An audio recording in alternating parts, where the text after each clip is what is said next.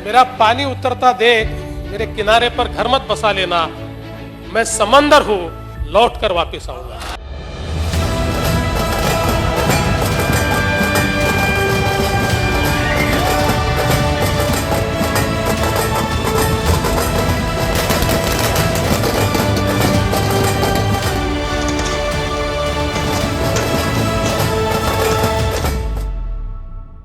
नमस्कार।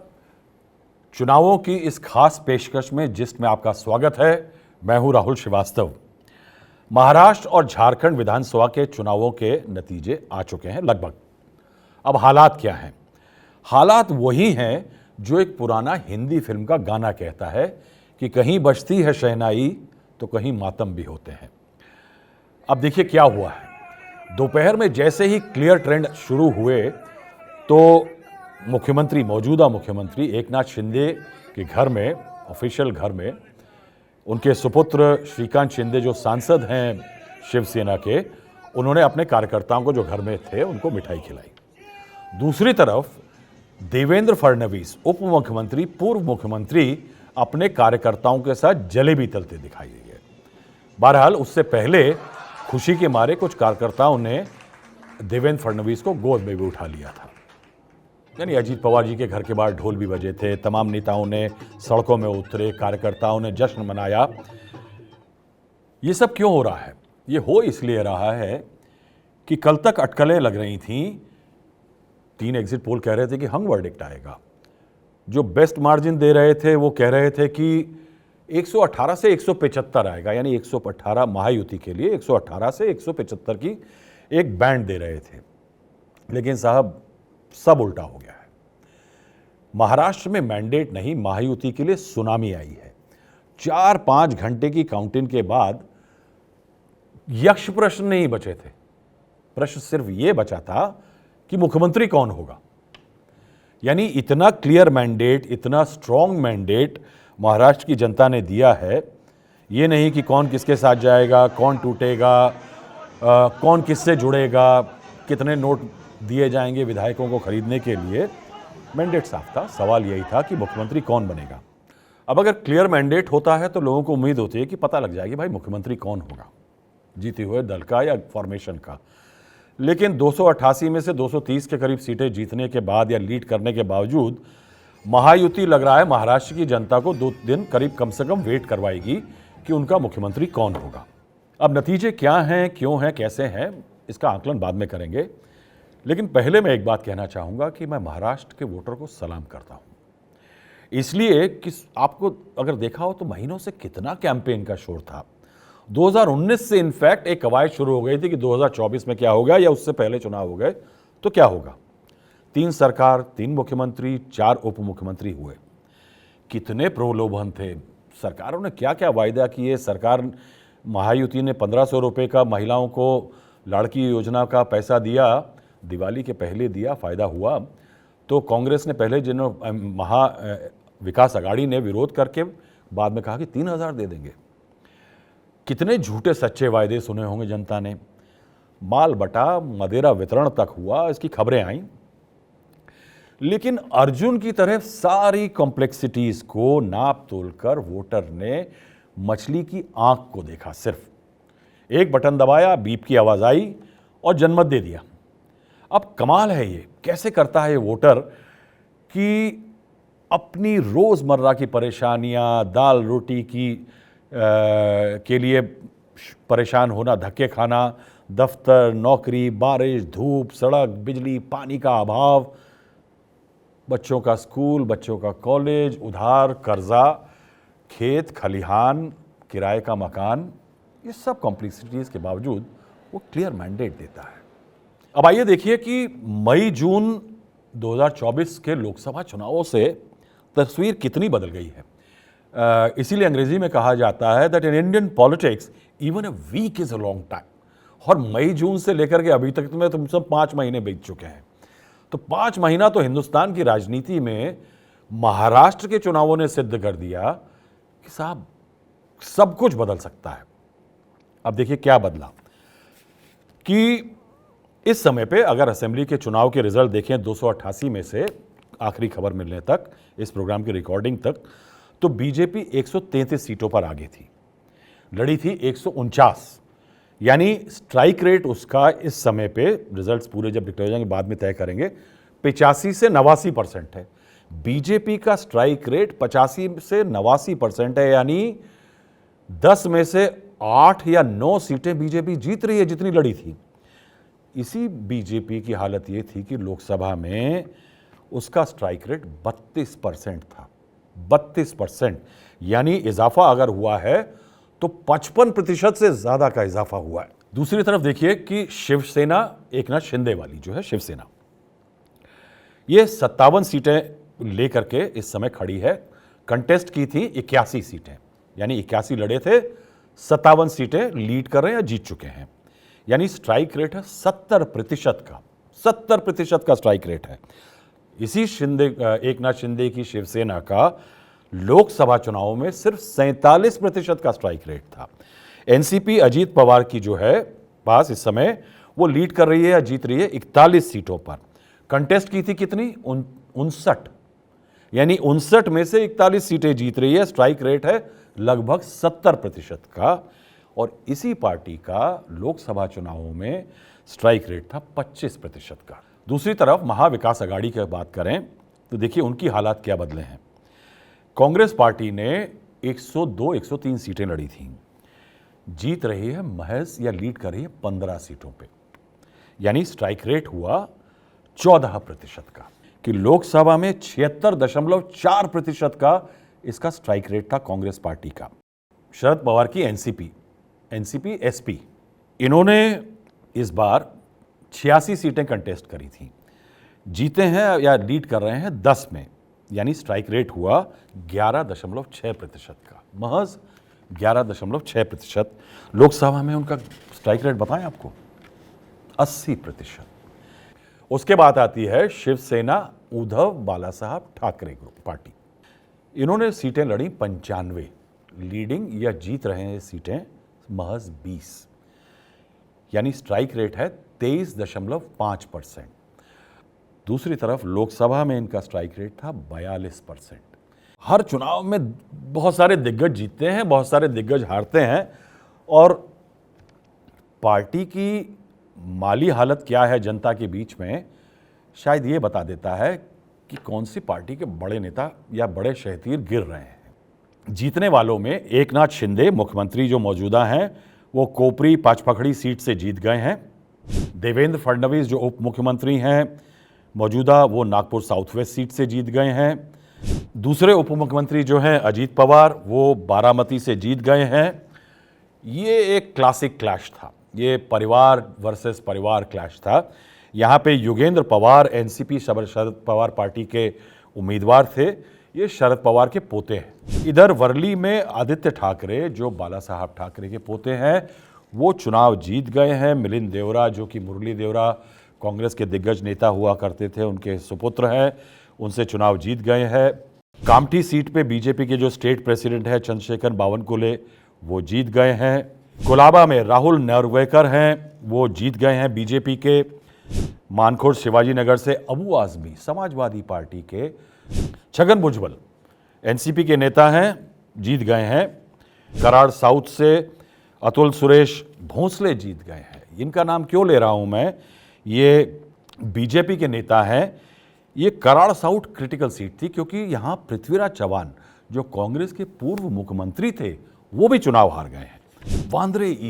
वांद्रे ईस्ट में जिशान सिद्दीकी काफ़ी मशहूर हुए थे जब बाबा सिद्दीकी जो नेता थे एनसीपी के, उनको दिन दिहाड़े गोली मार दी गई थी। अपने दफ्तर से निकले थे बाहर, और बात ये हुई थी कि लॉरेंस बिश्नोई नाम के जो गैंगस्टर हैं उस गुजरात में जेल में हैं, उन्होंने मरवाया था। हालांकि जिशान सिद्दीकी ने कहा था कि मेरा शक ये नहीं है कि लॉरेंस बिश्नोई से मरवाया है। बहरहाल वो सिंपैथी फैक्टर नहीं काम किया है, और वरुण सरदेसाई शिवसेना उद्धव ठाकरे से वो हार गए हैं। अमित देशमुख जो कांग्रेस के विलासराव देशमुख परिवार के नेता हैं, लाटूर सिटी से जीत गए हैं।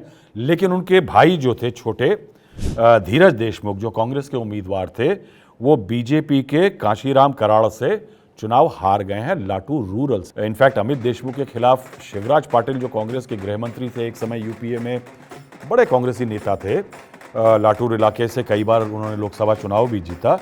उनकी बहू जो थी वो बीजेपी में आ गई थी, वो हार गई हैं, अर्चना पाटिल। अमित ठाकरे जो कि राज ठाकरे के सुपुत्र हैं, वो माहिम से चुनाव हार गए हैं। बीजेपी और शिवसेना काफ़ी नाराज़ थी इस बात से कि मनसा जो है, एमएनएस जो है, वो उनके वोट काटने के लिए चुनाव लड़ रही है उनके खिलाफ। फहद अहमद, इनके बारे में कहा जाता है कि इनका टिकट जो है अणुशक्ति नगर से, वो अखिलेश यादव ने फ़ोन करके कहा था शरद पवार जी को कि इनको टिकट दे दीजिए। तो एनसीपी एसपी के उम्मीदवार थे, ये सना मलिक एनसीपी की जो उम्मीदवार थी उनसे हार गए हैं। अब मैं इनका नाम क्यों ले रहा हूँ, क्योंकि ये एक्टर स्वरा भास्कर के शौहर हैं। इधर बड़े जीतने वालों में एक नाम है नाना पटोले, जो कि सकौली सीट है विदर्भ इलाके में, वो जीत गए हैं। अब इन नतीजों का एक आंकलन करते हैं कि रीजन वाइज क्या हुआ। महाराष्ट्र में हमने आपको कल बताया था अपने कार्यक्रम में कि 6 बड़े रीजन हैं।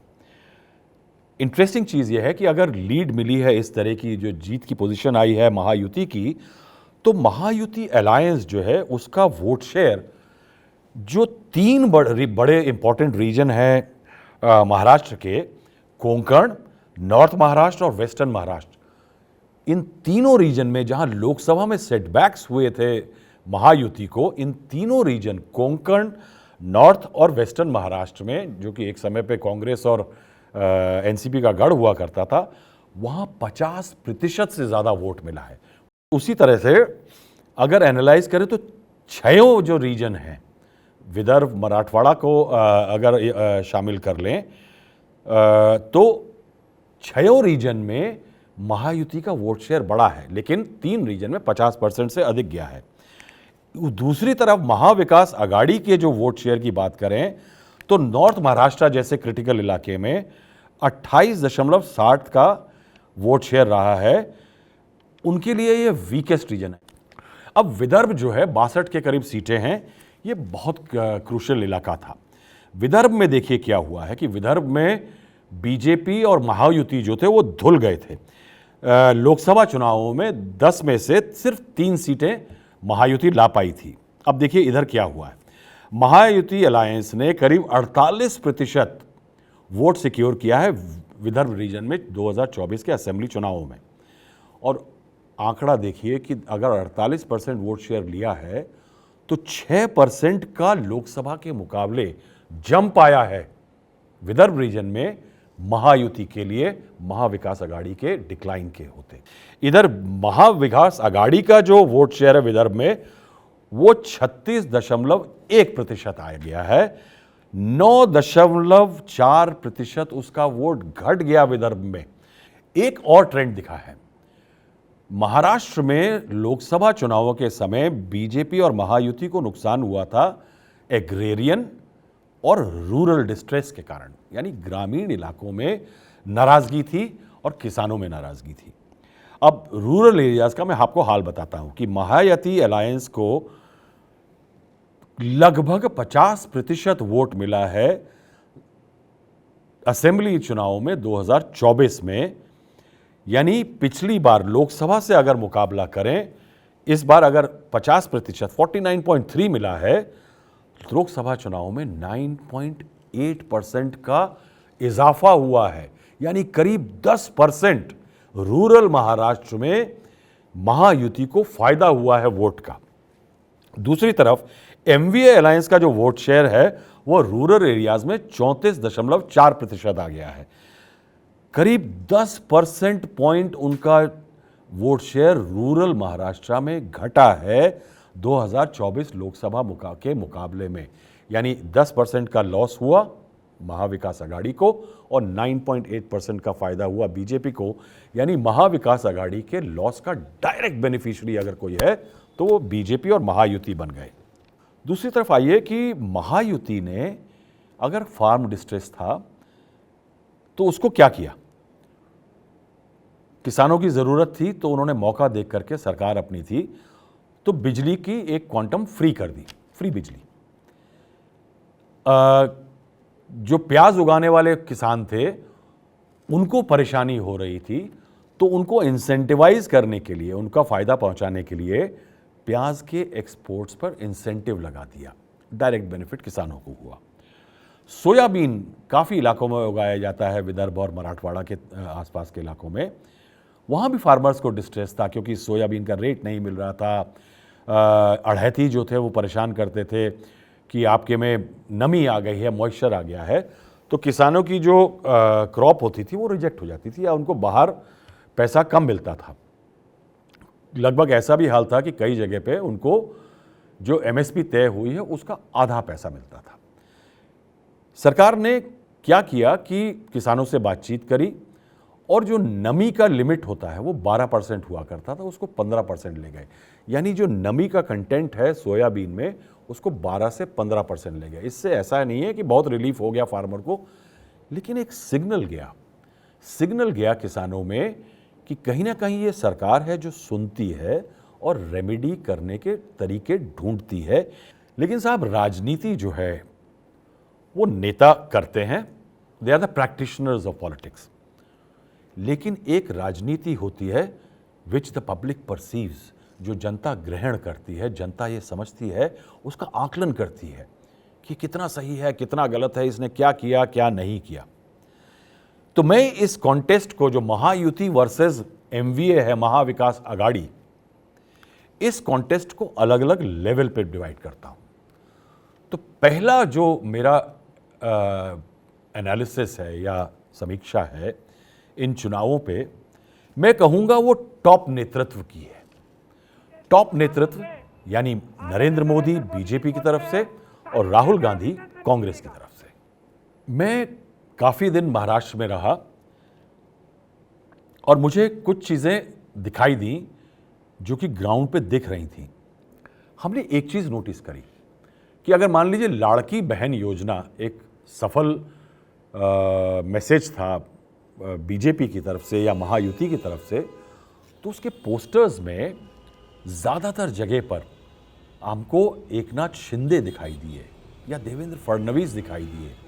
ये लोकल लीडरशिप जो थी वो मेन पोल प्लैंक जो था उसमें वो दिखाई दे रहे थे। नरेंद्र मोदी थे, उनकी एक सेंस ऑफ गारंटी और प्रेजेंस जो है, जो बीजेपी कहती है, वो डिपिक्ट हो रही थी। लेकिन मुझे लगा कि कहीं पे बीजेपी ने एक सबक सीखा है कि हर जगह पे मोदी को मुख्य इंजन की तरह से झोंक देना, to put him on ticket completely in every election, वो फायदेमंद नहीं होता। कि जब इलेक्शन किसी स्टेट ओरिएंटेड इश्यूज पे होता है तो स्टेट लीडरशिप का प्रोजेक्शन जो है, अगर आपके लीडर्स क्लिक कर गए होते हैं, आपके मुद्दे क्लिक कर गए होते हैं, तो आप लोकल इलेक्शन में खेल। तो इसके लिए बीजेपी और महायुति ने महाराष्ट्र स्पेसिफिक पॉलिसी बनाई और उसका सबसे क्रिटिकल एलिमेंट जो मैं कहूंगा कि वो नरेंद्र मोदी की पॉलिटिक्स की फ्लेक्सिबिलिटी दिखी मुझे। जो आज से कुछ साल पहले या कुछ समय पहले तक लोग कहते थे कि Modi is very rigid, Modi is politically at times inflexible, मगर ऐसा नहीं है। टाइम मौका देख करके नरेंद्र मोदी जो है वो अपनी पॉलिटिक्स को बदल लेते हैं। अगर आप देखें तो एकनाथ शिंदे, अगर शिवसेना एक बड़ा फैक्टर थी, शिवसेना की टूट एक बड़ा फैक्टर थी, तो शिवसेना के जो एकनाथ शिंदे हैं, मुख्यमंत्री थे मौजूदा, उनको शोकेस किया गया। हर जगह उनको बोला गया कि ये मुख्यमंत्री हैं और उनके नेतृत्व की बात की गई। उसका नतीजा क्या हुआ कि ये सेना वर्सेस सेना बैटल में इवेंचुअली आप देखिए कि एकनाथ शिंदे जो हैं वो ज़्यादा अच्छे स्ट्राइक रेट के साथ आए हैं। फडणवीस को, देवेंद्र फडणवीस बड़े नेता हैं, बीजेपी के मुख्यमंत्री रह चुके हैं, उप मुख्यमंत्री बने, उनको किसी भी हालत में अपने एलाइज को ऐसी पोजीशन में नहीं देखने दिया कि वो उनको अंडरमाइन कर रहे हैं, उनको छोटा दिखा रहे हैं। नरेंद्र मोदी और बीजेपी ने बटेंगे तो कटेंगे नारे को सटल रूप से इंट्रोड्यूस किया। यानी वो आया महाराष्ट्र में, इंपोर्ट किया गया यूपी से, लेकिन नरेंद्र मोदी ने उसको एक स्पिन दिया, एक है तो सेफ है। तो उसकी जो पोलराइजिंग पोटेंसी थी, जो कड़वापन था, उसको नरेंद्र मोदी ने कम कर दिया। ये एक है तो सेफ है, ये एलिमेंट काम आया। इससे क्या हुआ कि इस टोन डाउन बटेंगे तो कटेंगे, एक हैं तो सेफ हैं, उससे क्या हुआ कि अजीत पवार जैसे जो नेता थे उन एमवीए के महायुति के घटक, वो मुस्लिम जो उनका वोट है उसको वो अपील कर सके, उन्होंने कैंडिडेट्स भी उतारे।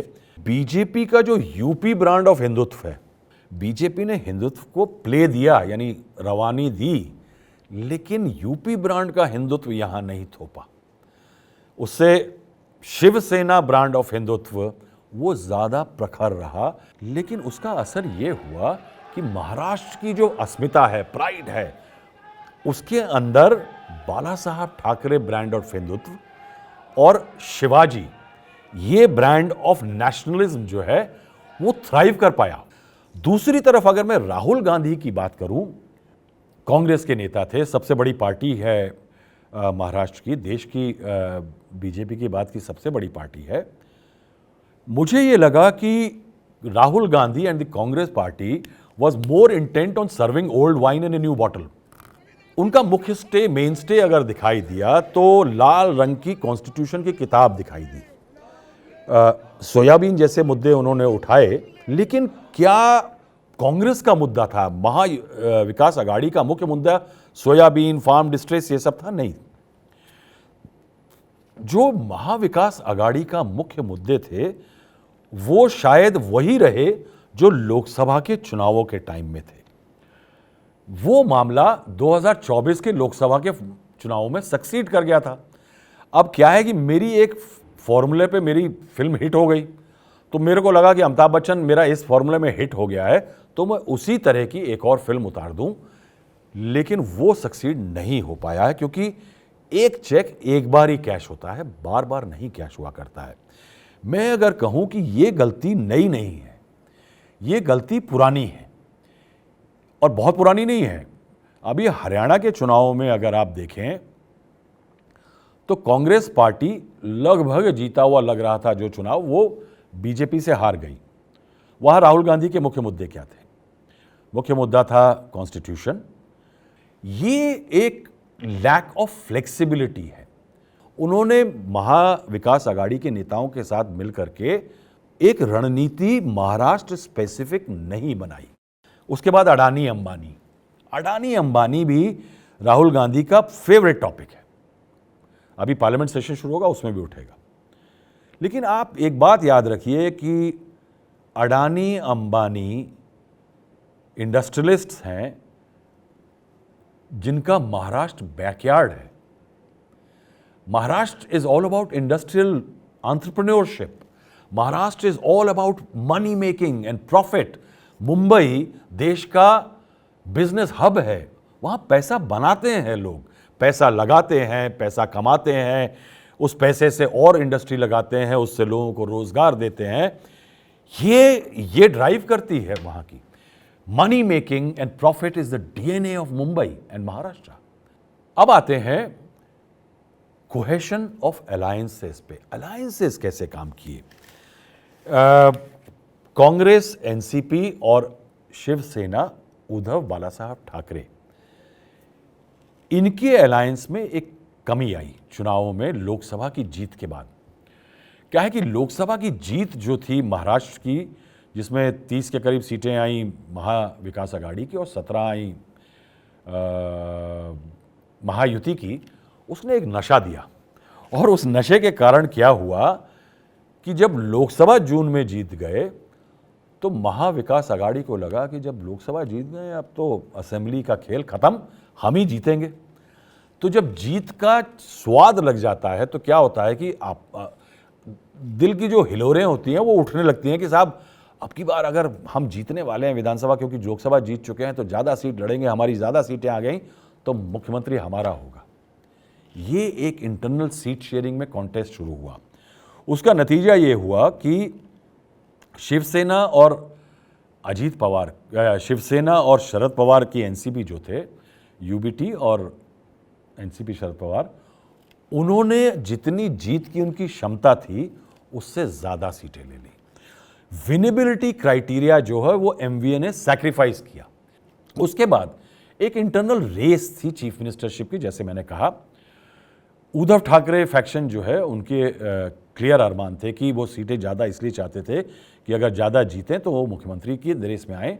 दूसरी तरफ कांग्रेस को लगा, और उनके नेताओं ने, नाना पटोले जो कि उनके प्रदेश अध्यक्ष हैं, उन्होंने साफ कहा कि शिवसेना और शरद पवार की पार्टी ने ज़्यादा सीटें ले ली हैं, जीत सकते नहीं हैं, और इसका फ़ायदा बीजेपी या महायुति को होने वाला है। उनकी बात बिल्कुल सही हुई।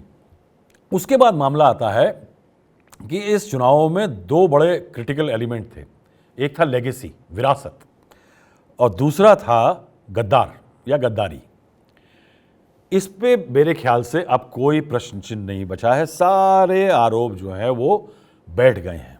बैठ इसलिए गए हैं साहब क्योंकि पहला चार्ज जो था, लेगेसी की लड़ाई जो थी, वो थी शिवसेना एकनाथ शिंदे और शिवसेना उद्धव ठाकरे के बीच में। लेकिन ये इशू अब सेटल हो गया है। क्यों?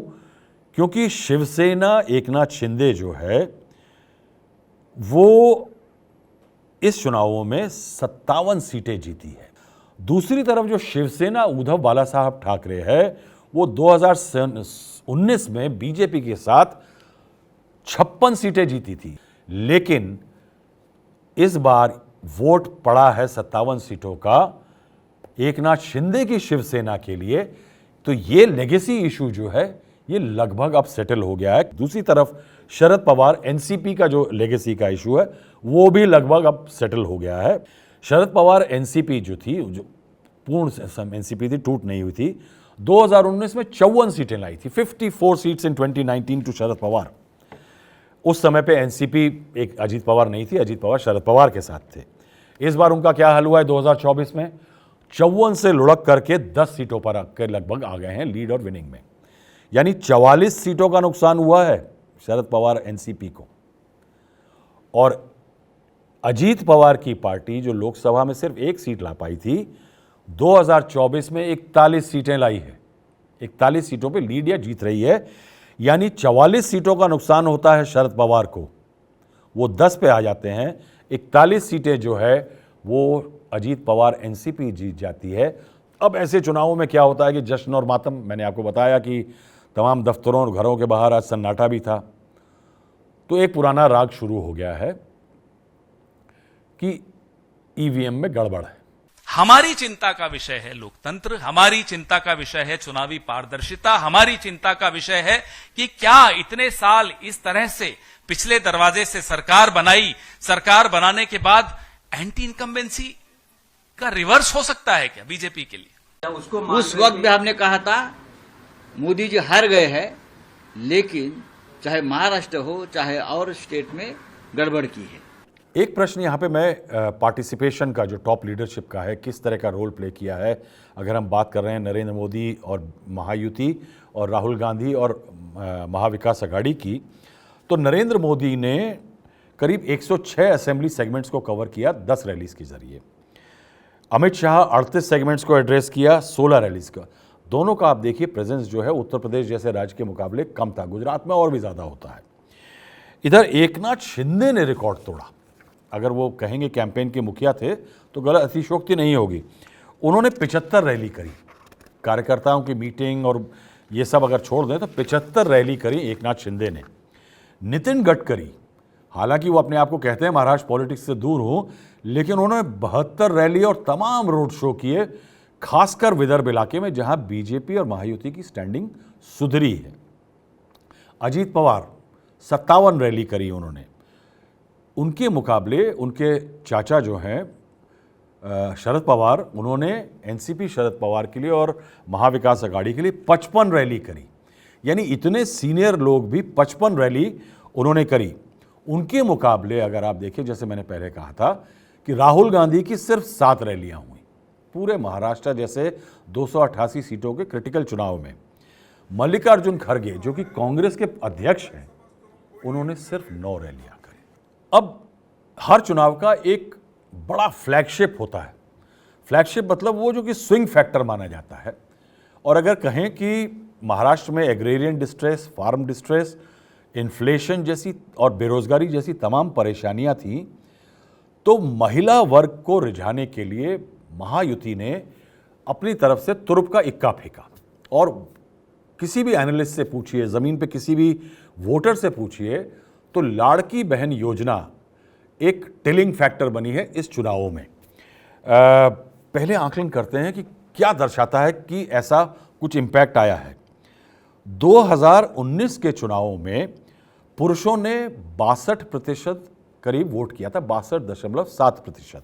उसके मुकाबले महिलाओं का वोट पड़ा था सिर्फ 59.2%, 59.2%। इन चुनावों में क्या हुआ है? इन चुनावों में पुरुषों का वोट प्रतिशत रहा है 66.8%, लेकिन महिलाओं का पार्टिसिपेशन 2019 के मुकाबले जहां 59.2% था, वो 65.2% हो गया है। यानी करीब 6% का इजाफा महिला वोट में हुआ है। 2.5 करोड़ लोगों को, महिलाओं को, गरीब महिलाओं को लाड़की बहन योजना में दिवाली से पहले पैसे आए थे। और ये जो इंस्टॉलमेंट करीब 7,500 रुपए की लोगों को, महिलाओं को मिली है, कहा जा रहा है कि इसका कम से कम 1 करोड़ वोट पे पूरे महाराष्ट्र में असर पड़ा है। अब इंपैक्ट क्या होगा? इंपैक्ट ये होगा कि कांग्रेस पार्टी के लिए, जो कि पैन नेशनल आज भी देश की सबसे बड़ी पार्टी है, उसके लिए सेटबैक है। एनडीए के मुकाबले नरेंद्र मोदी के खिलाफ एक कॉन्टेस्ट में, क्योंकि आप देखिए राहुल गांधी जब कैंपेन में अटैक करते हैं तो वो नरेंद्र मोदी को अटैक करते हैं। और मेरे को एक कांग्रेस नेता ने महाराष्ट्र की एक बड़ी इंटरेस्टिंग बात कही थी। उसने कहा था कि his campaign is more to beat Narendra Modi than to win an election. Impact क्या होगा? इंपैक्ट इंडिया ब्लॉक की जो विनेबिलिटी है, उसकी यूनिटी है। क्योंकि ये चुनाव में हार सिर्फ इसलिए नहीं हुई है कि हार गए हैं, वो इसलिए भी हुई है कि कोहेशन नहीं है। उद्धव ठाकरे के पॉलिटिक्स का क्या होगा? आगे की पॉलिटिक्स, अगर क्राइसिस होती है कि जो विधायक जीत के उनके साथ आए, क्या वो वापस एकनाथ शिंदे के पास भागेंगे? शरद पवार की पॉलिटिक्स, शायद उनके लिए लास्ट बड़ा असेंबली इलेक्शंस था। He is already a veteran of many battles in Maharashtra. उनके एमएलएस क्या करेंगे? अगर उन्होंने एक समय पे चॉइस की थी कि उनकी पुत्री सुप्रिया सुले नेता होंगी और उसके कारण अजीत पवार टूट करके गए थे, तो अगर आज एमएलएस भागते हैं अजीत पवार के पास, तो सुप्रिया सुले की पॉलिटिक्स का क्या होगा आगे? अब आखिरी सवाल, टाइम काफ़ी ले लिया मैंने आपका, कि कौन बनेगा मुख्यमंत्री? ये सवाल बड़ा पेचीदा है। बीजेपी सबसे ज़्यादा सीटें लेके आई है, 90% के करीब स्ट्राइक रेट उसका है। क्या देवेंद्र फडणवीस का नंबर लगेगा? देवेंद्र फडणवीस पिछली बार उप मुख्यमंत्री बने, पहले वो मुख्यमंत्री बनते बनते रह गए, लीडर ऑफ ऑपोजिशन बने 2019 में। उसके बाद एक कुछ घंटों की सरकार बनी, 80 घंटों की, जिसमें वो सवेरे सवेरे अजीत पवार के साथ मुख्यमंत्री की शपथ लेते हैं, अजीत पवार उनके डिप्टी बनते हैं। वो चलती नहीं है, अजीत पवार पलटी खा के वापस शरद पवार के साथ चले जाते हैं, तो थोड़े टाइम के मुख्यमंत्री बनते हैं। फिर उसके बाद टूट के बाद वो उप मुख्यमंत्री बनते हैं, और वो नहीं बनना चाहते थे। उनको जेपी नड्डा का फ़ोन आता है कि नहीं, तुमको उप मुख्यमंत्री बनना होगा, तो पुराना मुख्यमंत्री उप मुख्यमंत्री बन करके एकनाथ शिंदे के नीचे आता है। तो क्या उनका नंबर आएगा? उनकी माताजी सरिता फडणवीस जो हैं, उन्होंने एक बहुत सुंदर बाइट दी है। आज का दिन इतना महत्वपूर्ण है ही, एक माँ के लिए इतना बड़ा अपना लड़का इतना पूरे महाराष्ट्र का नेता बन गया, बहुत बड़ा नेता, तो खुशी तो होने ही वाली है ना। किस तरीके की मेहनत देवेंद्र जी ने की थी? अरे वाह, मैंने बताया ना 24/7 उसकी मेहनत चल रही थी। कुछ भी नहीं, खाने की तरफ ध्यान नहीं, सोने की तरफ ध्यान नहीं, कुछ नहीं, सिर्फ क्या बोलते हैं प्रचार, सिर्फ प्रचार और प्रचार और प्रचार, बस घर से बाहर। आशीर्वाद देंगे, मुख्यमंत्री बनेंगे? हाँ, उसमें इसमें तो कोई यही नहीं है, मुख्यमंत्री तो बनेंगे। दूसरा मुद्दा यहाँ पे मुख्यमंत्री में ये भी आता है कि एकनाथ शिंदे के नेतृत्व में लगभग चुनाव हुआ। ऐसा नहीं है कि उनका नाम घोषित किया गया, नहीं किया गया, लेकिन चेहरा तो मुख्यमंत्री मौजूदा के नाम पे हर जगह नरेंद्र मोदी उनको इंट्रोड्यूस करते थे, अमित शाह इंट्रोड्यूस करते थे। उनको कैसे नीचे लाया जाएगा? जो यहां पहुंच गया भाई, देवेंद्र, बीजेपी का डिसिप्लिन अलग लेवल का है। बीजेपी में अगर नरेंद्र मोदी कहते हैं कि देवेंद्र फडणवीस यहां से यहां आ जाओ, हो जाएगा। लेकिन एकनाथ शिंदे अपने पार्टी के नेता हैं, वो 57 सीटें लेकर के शिवसेना को खा करके इस लेवल पे पहुंचे हैं। क्यों? क्योंकि उनके वोटर्स को लग रहा है कि साहब हमारा आदमी जो है मुख्यमंत्री बनेगा। अब बीजेपी या महायुति उनको इस लेवल से नीचे नेक्स्ट लेवल पे कैसे लाएगी, ये आने वाले दिनों में देखने वाली चीज होगी। एक पेंच और फंसता है। आपने महाराष्ट्र जीता, बहुत बढ़िया, लेकिन अगर आपने मुंबई, बृहन मुंबई म्युनिसिपल कॉरपोरेशन को नहीं जीता, बीएमसी को नहीं जीता, तो जग नहीं जीता साहब। अब उसमें मजा यह है कि बीएमसी पे इस समय कंट्रोल है शिवसेना का। शिवसेना उद्धव बालासाहब ठाकरे यानी उद्धव ठाकरे का। बीजेपी और महायुति बड़ी शिद्दत से लगी हुई है कि उसको मिल जाए, लेकिन बीएमसी में जोर चलता है शिवसेना का। ये शिवसेना का खेल है, यानी टेरिटरी और टर्फ उनकी है। एकनाथ शिंदे को अगर हटाया गया तो वो जो शिव सैनिक उद्धव ठाकरे को छोड़ करके एकनाथ शिंदे के पास आया है, क्या वो उस डायरेक्शन में आएगा? ये भी एलिमेंट तोलना होगा। नरेंद्र मोदी, अमित शाह, जेपी नड्डा, देवेंद्र फडणवीस, अजीत पवार या एकनाथ शिंदे को, कि ये सब पेच किस डायरेक्शन में जाएंगे। और ये भी देखना होगा कि अगला लोकसभा चुनाव जो है वो किस चीफ मिनिस्टर के अंडर लड़ना चाहेंगे। बीजेपी चाहेगी कि उसका मुख्यमंत्री हो, तो क्या कोई अरेंजमेंट आएगा जिसमें पहले आप, उसके बाद हम, रोटेटिंग चीफ मिनिस्टरशिप। लेकिन बहरहाल ये आगे की बात है। इंतज़ार रहेगा 26 तारीख के करीब तक का कि बीजेपी महायुति अपना मुख्यमंत्री का कैंडिडेट कैसे अनाउंस करती है। इसके बाद की पॉलिटिक्स में हम लगातार कार्यक्रम करते रहेंगे। आपको हमारा ये लंबा समीक्षा कैसे लगी, ये हमें बताइएगा। थोड़ा कमेंट में कंजूसी करते हैं आप। लाइक करिएगा अगर पसंद आए, और सब्सक्रिप्शन के लिए मैं बहुत ज़ोर नहीं देता हूं, क्योंकि सब्सक्राइब वही करता है जो कि दिल से कहता है कि साहब आप काम ठीक कर रहे हैं। इसलिए हमारी पेशकश में आज के लिए इतना ही। महाराष्ट्र और तमाम राजनीतिक खबरों के साथ हम आपसे मुलाकात करते रहेंगे। धन्यवाद।